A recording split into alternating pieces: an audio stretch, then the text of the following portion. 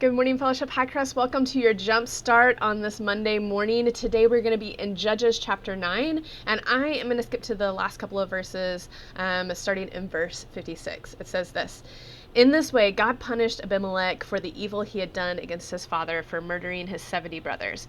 God also punished the men of Shechem for all of their evil. So the curse of Jotham, son of Gideon, was fulfilled. Have you ever had a project that was maybe due, or a work assignment, or just something at your house that you're like, man, I'm going to cut some corners here. I want to get it done fast. I wanted to get it done quick.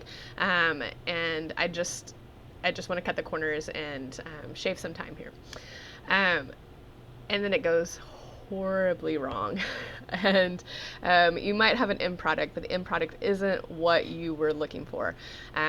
This is like a character flaw for me. I just want to get to the end quickly, and I think, oh, I'll just skip this step, or I'll skip this step and it'll be fine. And it always comes back to bite me in the end. And I see God's people doing the same thing here in Judges chapter 9. It's a real pivotal turning point in the book of Judges. Things are going to go downhill quickly from here. And we're after Gideon's story. Abimelech is his son with one of his slave wives. And so he's kind of a half-brother to the 70 sons of Gideon.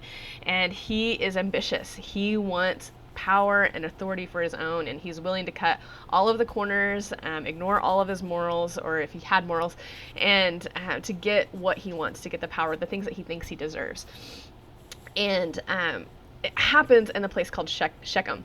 Shechem is so important in the Bible. Shechem is the first place that Abraham builds an altar to God when he gets to the promised land, when he gets to the land of Canaan. It's also the place at the end of the book of Joshua where Joshua is talking to the Israelites and saying, like, hey, I'm about to pass on my leadership and step down. You choose for today who you're going to serve. Are you going to serve God, or are you going to serve the gods of Baal and the gods of the Canaanites? For me and my house, we choose to serve the Lord. So he gives them this challenge and this command at the book of Joshua, and we're back at Shechem, and the people haven't chosen God. And they choose to follow after the gods of Baal. They choose to elect a king for the first time on their own who's not fully Israelite and doesn't have any claims. And God is trying to reinforce to them, like, you don't need a king. And they think this guy that is a bully and has all of this power and this willingness to kill other people to gain power is going to be what they need to protect them and to guard them. And they're missing that the God of the universe, the God that called them and has given them purpose and meaning and value and worth, isn't able to protect them.